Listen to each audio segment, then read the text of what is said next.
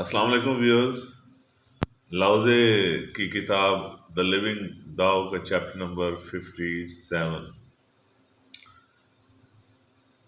دی لیزز fair government, غیر مداخلت پسند حکومت. اس میں لاؤزے کہتا ہے کہ ہم سیدھے دماغ کے ساتھ کسی قوم پر حکومت کر سکتے ہیں. ہم تعجب کے ساتھ فوجی دستوں کو تعینات کرتے ہیں. ہم عدم مداخلت سے آسمان کے زیر سایہ سب لوگوں کے دل جیتتے ہیں.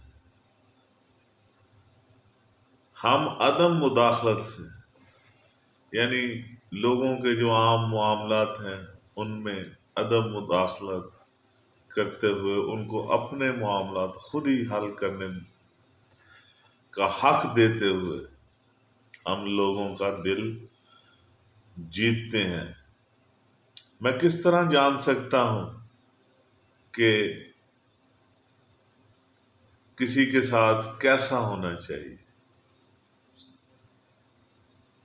شہنشاہ کی طرف سے بے جا پابندیوں کی وجہ سے لوگ غریب سے غریب تر ہوتے چلے جاتے ہیں.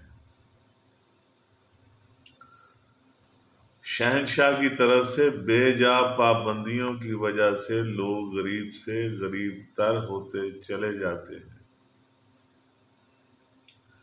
مصنوعات کے مالک جتنے ہوشیار ہوتے چلے جاتے ہیں قوم اتنی ہی بے وقوف ہوتی چلی جاتی ہے.